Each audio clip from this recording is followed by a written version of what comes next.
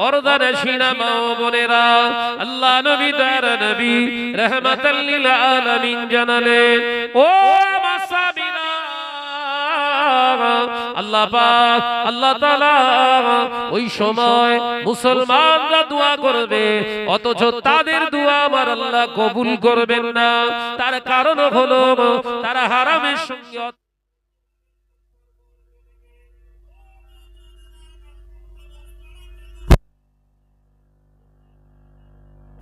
হজ করা যেমন ফরজ, যাকাত দেওয়া যেমন ফরজ, ওটা আল্লাহর হুকুম ছিল, আদেশ, ওটা আদেশ বলা হয়। হারাম থেকে বান্দা নিজেকে পরেজ করো, এটা ছিল আল্লাহর নিষেধ। আপনি নামাজ আদায় করছেন অথচ হারাম পরেজ করেননি, আপনি শরীয়তের অর্ধেকটা মেনেছেন। কতটা?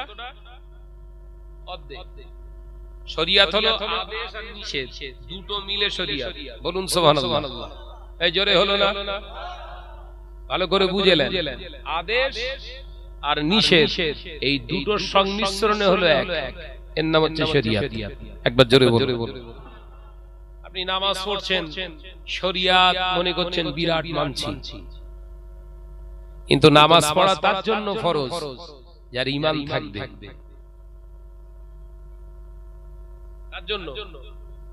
নামাজ, রোজা, হজ, যাকাত কার জন্য? ঈমানদারের জন্য তো। আপনি বলছেন না ভাইজান, আমি তো আল্লাহকে বিশ্বাস করি, আমার ঈমান আছে। আপনি বিশ্বাস করে আল্লাহকে একবারে মানি, আল্লাহ আমার রব, আল্লাহ আমার সব, আমি ঈমানদার। এ দিয়াতির মুসলমানেরা, আলোচনা বোঝো, কিন্তু মনে মনে মনে মনে এই বিশ্বাসটাও আছে, আল্লাহ আমার রব, আল্লাহ আমার সব, সব ঠিক আছে, কিন্তু এই বাংলায়, এই দেশকে দেশে যদি থাকতে হয়, এই বাংলায় যদি বেঁচে থাকতে হয়, সম্মানের সঙ্গে যদি বেঁচে থাকতে হয়, গরুর গোশত যদি খেতে হয়, তাই এই সরকারকে টিকিয়ে রাখতে হবে। এই সরকার যদি পড়ে যায়, মুসলমানরা বাংলায় ভালো থাকতে পারবে না। এটা আপনার সুস্থ ঈমানের পরিচয় নয়, আপনার ঈমানে আগুন লেগেছে। পার্টির আলোচনা করছি না, বলো। ঈমান কি জিনিস বুঝে না? জমিনের মালিক কে? সবাই বলছেন না, জোরে বলে। জমিনের মালিক আল্লাহ। হায়াতের মালিক কে? মউতের মালিক কে? বৃষ্টির মালিক কে? আসমানের মালিক কে? শক্তির মালিক কে? সব যদি আল্লাহ হয়, তাহলে এই বিশ্বাস করছেন কেন যে এই সরকার চেঞ্জ হয়ে গেলে মুসলমান বাঁচতে পারবে না? এটা কি ঈমান হলো ভাই? এটা সুস্থ ঈমান না ফাটা ঈমান? ফাটা পাত্রে পানি রাখলে থাকে? কথা বলে না। ফাটা পাত্রে পানি রাখলে থাকে? ওই রকম ফাটা ঈমানে নামাজ রাখলে থাকে না। যে সরকারি আসুক না কেন, ডোন্ট কেয়ার। হায়াতের মালিক আমার আল্লাহ, ইজ্জতের মালিক আমার আল্লাহ, রিজিকের মালিক আমার আল্লাহ, জমিনের মালিক, তিনি সবকিছুর মালিক আমার আল্লাহ। আল্লাহ যেটা চাইবেন সেটাই হবে, সেটাই আলহামদুলিল্লাহ বলে গ্রহণ করব। আপনি মুসলমান। একবার জোরে বলুন। একবার জোরে হবে না?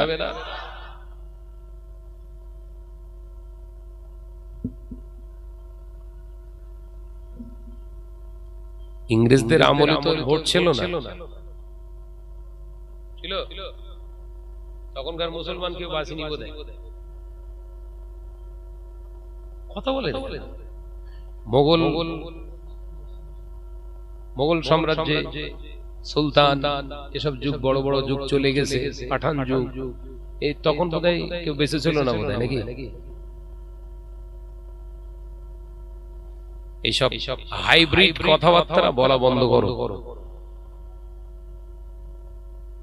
ভাইরা নজরেরা, যুবকেরা, ছেলেরা, বাচ্চারা, পর্দানশীরা, মা ও বোনেরা, এ দেয়াতির মুসলমানেরা, আল্লাহ নবী তাআলা নবী রাহমাতাল লিল আলামিন জানিয়ে দিলে মুসলমান যখন সুদের কারবারি হয়ে যাবে ওদের কাছ থেকে আল্লাহ 6টা নিয়ামত আল্লাহ উঠিয়ে নেবে। মুসলমান যখন সুদের সঙ্গে ওতপ্রোতভাবে জড়িত হয়ে যাবে ওই সময় মুসলমানদের কাছ থেকে আল্লাহ 6টা নিয়ামত আল্লাহ উঠিয়ে নেবে। 1 নম্বর নিয়ামত, মুসলমান দুনিয়ার জমিনে বিরাট অট্টালিকার মালিক হতে পারে, ওদের মনেতে আমার আল্লাহ শান্তি রাখবে না। শান্তিতে আছেন তো সব বাপ? যদি না শান্তি থেকে থাকে তাহলে জানবেন আপনার শরীরের ভিতরে হারাম ঢুকেছে। একদম ডাক্তারি পরীক্ষা চলছে, ভালো করে ওয়াজ বোঝে। আপনার গাড়ি বাড়ি সব আছে, অ্যাসেট আছে, কিন্তু মনে শান্তি নেই, জানবেন আপনার সংসারে আপনার দেহের ভিতরে হারাম ঢুকেছে, সুদের মাল ঢুকেছে আপনার দেহে। আপনার বাপ দিন আনা দিন খেত, সে জবের আটা রুটি তৈরি করে খেত, পড়লি ঘুম। কথা বলছেন না, এসি না, পাখা না, কারেন্ট কিচ্ছু ছিল না, শুলি ঘুম। কথা বলছেন না, আর এখন এসি চলছে, হাই স্পিড ফ্যান চলছে, শুধু উসপাস উসপাস করতে, কসির মা গুতো মেরে এইরকম করতেছ কেন? ঘুম হয় না? আরে ঘুম আসতেছ না কেন তা কি জানি, কি করে হবে? দেহের ভিতরে হারাম ঢুকেছে। ও নওজোয়ানেরা, মুরব্বিয়ানগণেরা, ছেলেরা, বাচ্চারা, পর্দানশীরা, মা ও বোনেরা, আল্লাহ নবী তাআলা নবী রাহমাতাল লিল আলামিনের হাদিসটি বর্ণনা করছেন হযরতে শাহ সুফি মুসনাদে আহমদ শরীফ রাহমাতুল্লাহ আলাইহি, ইমাম আহমদ রাহমাতুল্লাহ আলাইহি তিনি পরিষ্কারভাবে কিতাবে লিখছেন, দ্বিতীয় নম্বর নিয়ামত মুসলমানদের ওই সুদের কারবার করার কারণে আল্লাহ পাক ওদের কাছ থেকে উঠিয়ে নেবে। কৃষি নিয়ামত, মুসলমানরা বিরাট ঘর বাঁধবে, বিরাট বড় বড় অট্টালিকা বাঁধবে, কিন্তু এই ঘরের ভিতরে কেউ শান্তিতে থাকতে পারবে না। ওই ঘরটায় সব সময় অশান্তি আর অশান্তি লেগে থাকবে। ও নওজোয়ানেরা, যুবকেরা, আল্লাহ নবী তাআলা নবী রাহমাতাল লিল আলামিন পাক জবানের কওলকে বিশ্লেষণ করে জানিয়ে দিলেন, দ্বিতীয় নাম্বার নিয়ামত ওদের আল্লাহ পাক ঘর থেকে আল্লাহ জিকিরটা আল্লাহ উঠিয়ে নেবে।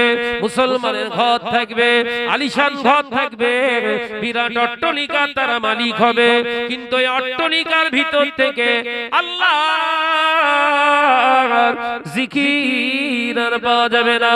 ওই ঘর থেকে তখন গান বাজনার আওয়াজ পাওয়া যাবে। হচ্ছে এগুলো হচ্ছে না, এই গ্রামে এখনো হয়নি। আজ থেকে 30 বছর আগে দেয়াতি গ্রামে মুসলমানদের ঘরগুলো ছিল সব কাঁচা। এই কাঁচা ঘরের ভিতর থেকে সকালবেলা ফজরের নামাজ আদায় করে গুনগুন গুনগুন গুনগুন সুরে কোরআন তেলাওয়াত করতেন আমাদের ঘরের দাদি, আমাদের ঘরের মা, আমাদের ঘরের ফুফুরা সকালবেলা কোরআন তেলাওয়াত করত। ওই ভাঙা ঘরে তারা কোরআন তেলাওয়াতের আওয়াজ করত। ওই পাশ দিয়ে ভাঙা ঘরে, মাটির ঘরের পাশ দিয়ে আমাদের ঘরের দাদু জানেরা আর হেঁটে হেঁটে যাওয়ার সময় তাদের কোরআন তেলাওয়াতের আওয়াজ শুনতে পেয়ে চায়ের দোকানে গিয়ে বলতো, অমুকের মা, অমুকের দাদি অথবা অমুকের বাড়িতে একজন মহিলা কোরআন তেলাওয়াত করছে। সেই তেলাওয়াতের আওয়াজটা জোরে জোরে শুনতে পাওয়া যায়। ও নওজোয়ানেরা, মুরব্বিয়ানগণেরা, 30 বছর আগে মুসলমানরা এলাকায় সুদ ঢুকতে দেয়নি, সুদের কারবার ছিল না। ঘর থেকে, মাটির ঘর থাকার পরেও ওই ঘর থেকে কোরআনের আওয়াজ শুনতে পাওয়া গেছে। এখন সুদ ঘরে ঘরে হয়ে গিয়েছে, সুদের কারবার ঘরে ঘরে হয়ে গেছে। মাটির ঘরগুলো পাকা ঘরে রূপান্তরিত হয়েছে, কিন্তু আল্লাহর কোরআন তেলাওয়াতের আওয়াজ আর পাওয়া যায় না। বরঞ্চ এই পাকা ঘরের পাশ দিয়ে গেলে হিন্দি গানের আওয়াজ শোনা যায়। বলেন ঠিক না ভুল? জোরে বলবা। বিশ্বনবী বললেন ওই সময় মুসলমান ধনী হবে আর ইসলামটা গরিব হয়ে যাবে। মুসলমান কি হবে বলেছে?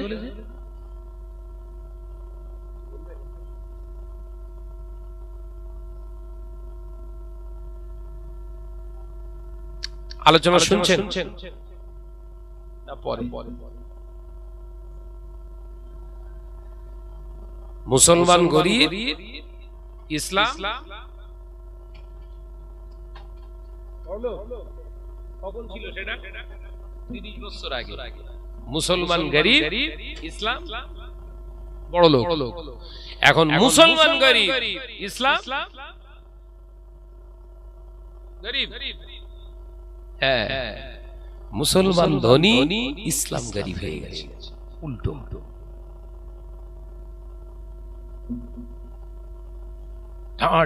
মুসলমান আগে আমরা ছেঁড়া লুঙ্গি পরে, ছেঁড়া জামা পরে জলসায় এসে বসতাম। এখন সব ছেলেরা সব শুট আর বুট ছাড়া জলসা হয় না।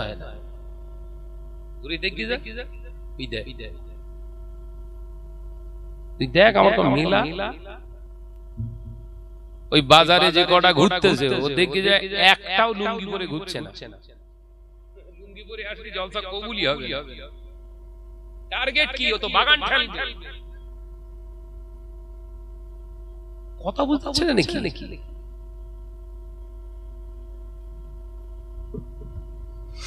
এ নজরেরা, মুরব্বিয়ানে গনেরা, ছেলেরা, বাচ্চারা, পর্দানশীরা, মা বোনেরা, আল্লাহ নবী দয়ার নবী রহমাতাল লিল আলামিন পাক জবানে বলব পরিষ্কার জানিয়ে দিয়েছে 3 নাম্বার নিয়ামত আল্লাহ উঠিয়ে দেবে মুসলমান।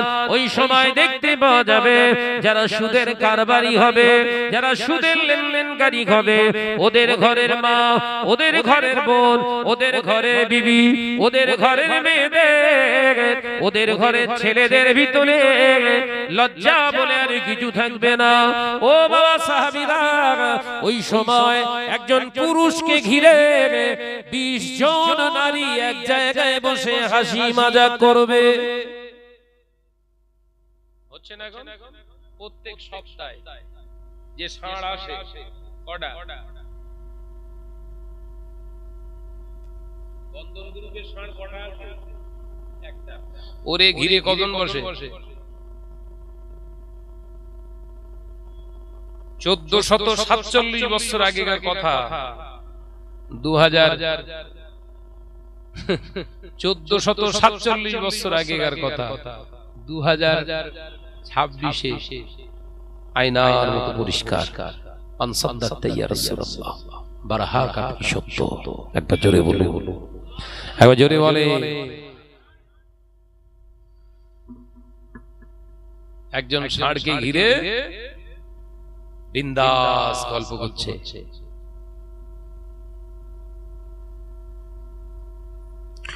ও নজরেরা, মুরব্বিয়ানে গনেরা, ছেলেরা, বাচ্চারা, পর্দানশীরা, মা ও বোনেরা, আল্লাহ নবী দয়ার নবী রহমাতাল লিল আলামিন জানিয়ে দিলেন 4 নাম্বার নিয়ামত আল্লাহ পাক ওদের কাছ থেকে উঠিয়ে নেবে। মুসলমানদের কাছ থেকে 4 নাম্বার নিয়ামত আল্লাহ উঠিয়ে নেবে। সেই নিয়ামতটা কি? আল্লাহ নবী পাক জবানে জানিয়ে দিলেন, ও আমার সাহাবীরা, স্বামী স্ত্রীর মহব্বত থাকবে না। স্বামী স্ত্রীর মহব্বতটা আল্লাহ প্রদত্ত নিয়ামত। আল্লাহ পাক স্বামী স্ত্রীর মহব্বতটা খাস করে দান করেছে। কিন্তু যখন সুদের কারবারি হয়ে যাবে, সুদের লেনদেন করবে, ওই উম্মাত স্বামী স্ত্রী তারা খাতা কলমে থাকবে, এক বিছানায় তারা শয়ন করবে, কিন্তু না না না, স্বামী স্ত্রীকে বিশ্বাস করবে না, স্ত্রী স্বামীকে বিশ্বাস করবে না, কেউ কারোর প্রতি আর বিশ্বাস রাখবে না। সেই সুযোগে শয়তান ওই স্বামী স্ত্রীর ভিতরে জেনা ব্যভিচার করাটা ভুলিয়ে দেবে, অর্থাৎ স্বামী অন্য কোন নারীর প্রতি আসক্ত হয়ে যাবে, পরকীয়া করবে, জিনায় লিপ্ত হয়ে যাবে, ওর নিজের বিবি অন্য কোন পুরুষের সঙ্গে অবৈধভাবে শারীরিক সম্পর্ক করবে, স্বামী স্ত্রী দুনিয়ার জমিনে খাতা কলমে থাকবে, কিন্তু সন্তান হবে অবৈধ সন্তান।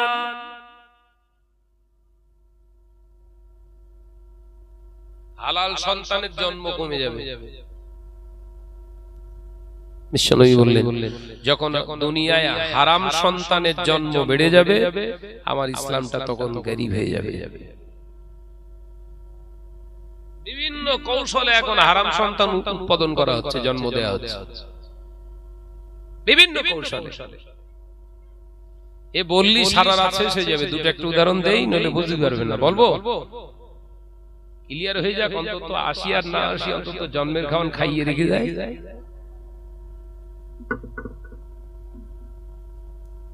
নাম্বার 1, হারাম সন্তান উৎপাদনের প্রথম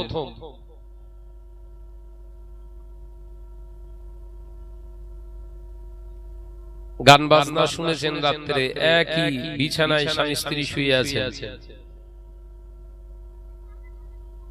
সিনেমা দেখেছেন, গান বাজনা শুনেছেন, বিনা তওবায় স্বামী স্ত্রী শারীরিক সম্পর্ক করবেন, সম্পর্ক করে যে সন্তানটা হবে ওটা সম্পূর্ণ হাইব্রিড, অবৈধ সন্তান। গনেন গনেন, বলছি গনেন, দুটো চারটে বলি নাকি, ওটা তিনি বলি। দ্বিতীয় নাম্বার, স্বামী স্ত্রী হালাল ভাবে সম্পর্ক করেছেন,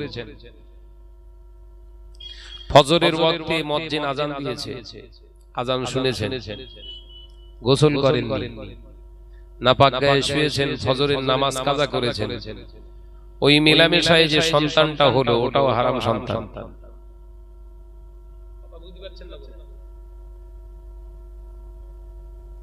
তৃতীয় নম্বর, ভাই আপনাদের রাগ হচ্ছে না তো?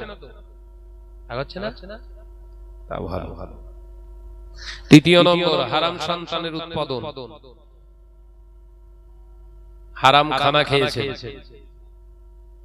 হারাম খানা খেয়ে শরীরে যে উৎপাদিত শক্তি থেকে বীর্য ৮০ ফোঁটা রক্ত ফিল্টার করে ১ ফোঁটা বীর্য হয়।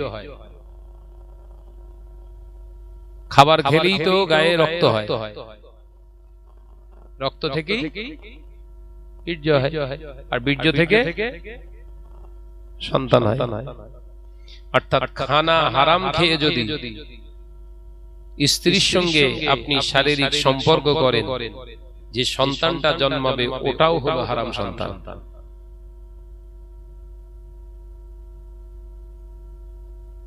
এক কথায় সুদের যারা কারবার করছে, লেনদেন করছেন, হালাল সন্তানের আশা করবেন না।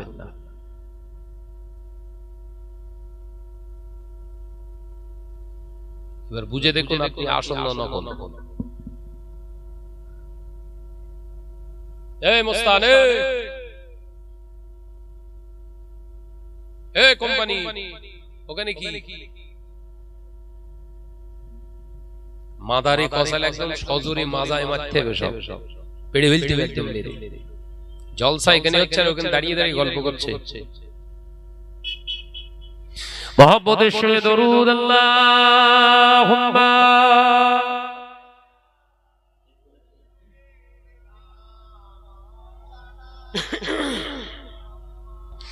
ওয়া আলা আলি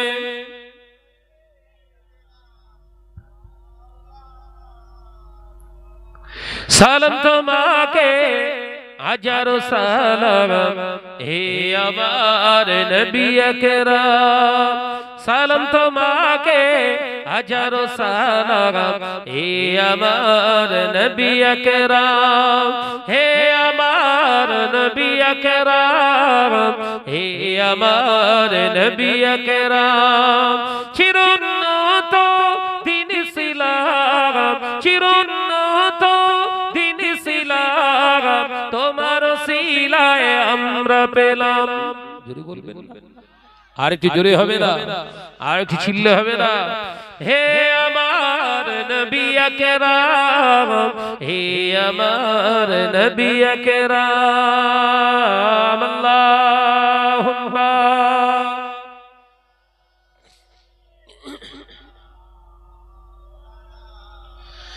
आवाज दे पड़े वाला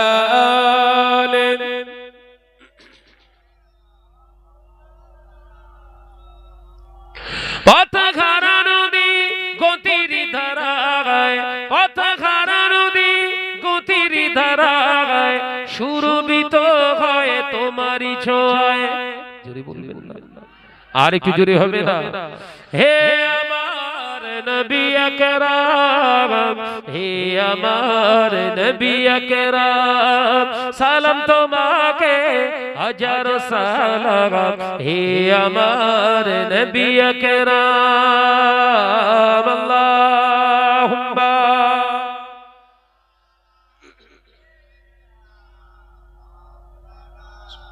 মাশাআল্লাহ মাশাআল্লাহ, প্রাণ খুলে পড়ি ওয়ালা আলে।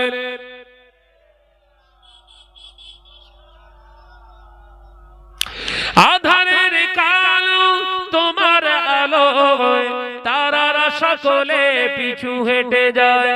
জোরে বলবেন না, আর কি জোরে হবে না। আধারের কালো তোমার আলো, তারারা সকলে পিছু হেঁটে যায়। হে আমার নবী আকরাম, হে আমার নবী আকরাম, সালাম তোমাকে হাজারো সালাম। হে আমার নবী আকরাম, চিরুন্নত দিন সিলাম, চিরুন্নত দিন সিলাম, তোমার সিলায় আমরা পেলাম। জোরে বলে, হে আমার নবী আকরাম, হে আমার নবী আকরাম, আল্লাহুম্মা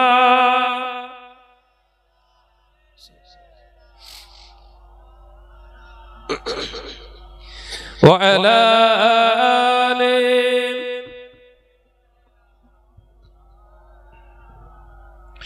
আমার নজরেরা, মুরব্বিয়ান গণেরা, ছেলেরা, বাচ্চারা, পর্দানশীনা মা ও বোনেরা, 5 নাম্বার মুসলমানদের কাছ থেকে আল্লাহ নিয়ামত উঠিয়ে নেবে। 5 নাম্বার নিয়ামতটা কি? আল্লাহ নবী পাক জমানে জানিয়ে দিলেন, ও আমার সাহাবীরা, যারা সুদের লেনদেনকারী হয়, সুদের যারা সম্পর্ক রাখে, সুদের মাল যারা খায়, ওদের হৃদয়ে আল্লাহর ভয় আর না, আমি নবী জানিয়ে দিলাম, আল্লাহর ভয় আর থাকে না, আল্লাহর ভয় আর থাকে না ওদের অন্তরে। দুনিয়ার জমিনে তখন দুনিয়ার জমিনের মানুষ হয়ে ভয় ঢুকে যায়, আল্লাহর ভয় ওদের থাকবে না। তখন ওরা মৃত্যুকে ভয় পাবে, রোগকে ভয় পাবে, মৃত্যুকে ভয় পাবে। ও আমার সাহাবীরা, আমি নবী জানিয়ে দিলাম, যারা মুত্তাকিন হয়, জান্নাতি বান্দা যারা হয়, আল্লাহ ওয়ালা যারা হয়, তারা কখনো মরণকে ভয় পায় না। একবার জোরে হবে না। আমরা এখন সব থেকে বেশি কাকে ভয় পাই? আল্লাহকে। বল না রে বাবা।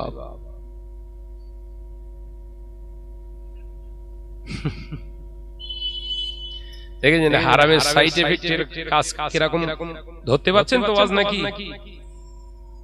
আপনার হৃদয়ে যখন মরণের ভয়টা ঢুকে যাবে, জানবেন আপনি আর সলিড মুমিন নেই, ভেজাল হয়ে গেছে।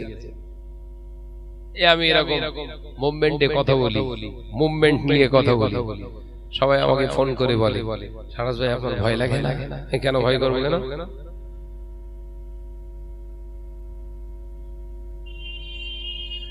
আমরা দুনিয়ায় কাউকে ভয় করার জন্য তো আসিনি, একমাত্র আল্লাহকে আর আল্লাহর জাহান্নামকে ছাড়া কাউকে ভয় করা যাবে না। ভয় কিসে? ভয় তো সে করবে যে চুরি করে বেড়ায়। কথা বলছেন না কেন? ভয় তো সে করবে যে গোপনে গোপনে জেনা করে, ভয় তো সে করবে যে অন্যের সম্পত্তি জোর করে দখল করে নিয়ে বেড়ায়, ভয় তো সে করবে 6 ফুটের রাস্তা ঢালাই স্যাংশন 4.5 ফুট করে। কথা বলে না, ভয় তো তাদের ভিতরে থাকে যে অন্যায় ভাবে কাউকে মেরে দেয়। আমার ভয় থাকবে কেন? আমি কারণ মেরে বেড়াইনি তো ভাই, কেউ দেখাতে পারবে না। আল্লাহ শুকর, কারোর হক ফাঁকি মেরে দিয়ে বেড়াই, কেউ দেখাতে পারবে না। যতটুকু আল্লাহ খাওয়ান, যতটুকু আল্লাহ তৌফিক দেন, ঠিক তার ঊর্ধ্বে চলে না শাহনাজ। ভয় করবো কেন? আল্লাহ পাক রব্বুল আলামিন জানালে, ও আমার বান্দা, দুনিয়ার জমিনে কোন নেতা মন্ত্রীকে ভয় পাবি না, দুনিয়ার জমিনে কোন রাষ্ট্রনায়ককে ভয় পাবি না, দুনিয়ার জমিনে কোন পুলিশ প্রশাসনকে দেখে ভয় পাবি না। কারণ ওরা কতদিন দুনিয়ায় থাকবে ওরা নিজেরা জানে না। জানে মন্ত্রী, জানে কতদিন দুনিয়ায় থাকবে বলতে পারবে? এ কথা বলেন আমাদের বসিরহাটের এমপি হাজী নজরুল ইসলাম ইন্তেকাল করেছে তো, 4 লক্ষ প্রায় 77,000 ভোটে লিড দিয়েছে, বিরাট ব্যবধানে জিতেছে। তার মধ্যে বেঁচে থাকার কথা, বেঁচে থাকার কথা না? আল্লাহ বলছেন না, তুই যত ভোটই জিতিস না কেন, আমি যতটা তোর জন্য বরাদ্দ করে রেখেছি ওর 1 চুল পরিমাণে যাওয়ার লাইন নেই। কারণ তুই সিংহাসনের মালিক ভাবিস, আর আমি আল্লাহ ভাবি তোর গোটাটার মালিক আমি। একবার জোরে বলে।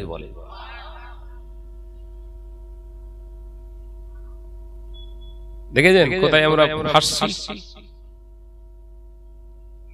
আমার এই আছে, সেই আছে, ওই আছে, বিশাল টাকা আছে, এই এত কোটি টাকা আছে, আমার লোক লস্কর বিশাল আছে, এই ক্ষমতা আছে, সেই ক্ষমতা আছে। আল্লাহ বলছে ভুল হয়ে গেল, ভুল বকছিস, দুনিয়ার লোভ লালসার তাড়নায় ভুল বকা শুরু করছিস। বান্দা, তুই যে বলছিস সবের মালিক তুই, আমি আল্লাহ বলছি কিচ্ছু ধরবো না, তোর জানের মালিক আমি। যা, তোরা হায়াত আমি তুলে নিলাম, এবার সম্পদ কি করবি কর। মাল পড়ে গেছে, টান টান হয়ে পড়ে হঠাৎ মসজিদে এই হেঁকে দে শাহনাজ ভাই ইন্তেকাল করেছে, বাস কাটো। কথা বলেন, সেই রাম বড় বক্তা, সেই রাম চাঁদরে একদম তোলপাড় করা বক্তা, মাল টান টান হয়ে শুয়ে কথা বলছেন না। তাহলে শক্তি কার হাতে? জোরে বলেন। আল্লাহ পাক রব্বুল আলামিন বললেন, এ আমার বান্দা, এ আমার বান্দি, আমি আল্লাহ পাক তোকে কিছুক্ষণের জন্য দুনিয়ায় পাঠিয়েছি। কতদিন থাকবি, কত সময় থাকবি, কত কাল থাকবি, ওটা আমি ছাড়া কেউ জানে না। একবার জোরে বলে। অর্থাৎ তোর হায়াতের খবর যখন তুই নিজে রাখিস নি, তোর হায়াতের খবর যখন তুই নিজে জানিস না, খবরদার অহংকার তাকাব্বারি বড়ত্বায় করিস না। আমি আল্লাহ অহংকারের চাদর আমার গায়ে আমি আল্লাহ রেখে দিয়েছি, আমার চাদর ধরে টানবি না। আমি আল্লাহ হায়াতের মালিক, তোর জানের মালিক, তোর মউতের মালিক, জমিনের মালিক, আসমানের মালিক, শ্বাস প্রশ্বাস নিস ওটারও মালিক আমি আল্লাহ, জবান দিয়ে কথা বলিস ওটারও মালিক আমি আল্লাহ, চক্ষু দিয়ে দেখিস ওটারও মালিক আমি আল্লাহ, দেহের ভিতরে যে নার্ভগুলো আছে ওটারও মালিক আমি আল্লাহ, নার্ভের ভিতর দিয়ে যে রক্তগুলো চালনা হয় ওটারও মালিক আমি আল্লাহ। ওরে বান্দা, তোর কিছুই নাই, কিছুই নাই, আমি আল্লাহ এমন শক্তিশালী, তোরা হয়তো খুব জোর 70 বছর, 80 বছর, 100 বছর, 200 বছর, 500 বছর পর্যন্ত থাকতে পারিস তাও ওটা আমার দয়া, আমার দয়া ছাড়া বান্দা তোর কোনো অস্তিত্ব নাই। আমি আল্লাহ বলছি আমাকে তোরা ভয় কর, ইত্তাকুল্লাহ, আমি আল্লাহ আমাকে তোরা ভয় কর। এ আমার ইমানদার বান্দারা, আমাকে কেন ভয় করবি? আমি আল্লাহ পরিষ্কার জানিয়ে দিচ্ছি, আল্লাহু লা ইলাহা ইল্লা হুয়াল হাইয়ুল কাইয়্যুম। আমি আল্লাহ আগেও ছিলাম, এখন আছি, আগামীতে আমি আল্লাহ থাকবো। আমাকে ভয় করবি। যখন কেউ ছিল না আমি আল্লাহ ছিলাম। আগে নেতা ছিলিস না, ছোট বাচ্চা ছিলিস, এখন নেতা হয়েছিস, গরম মারিস না, ওটা আমার দয়া। বলুন সুবহানাল্লাহ। তাহলে ভয় করবেন কার? কেন ভয় করব? দুনিয়ার নেতা মন্ত্রীকে আমরা ভয় করব না কেন? কোরআনের লজিক্যাল যুক্তি শুনে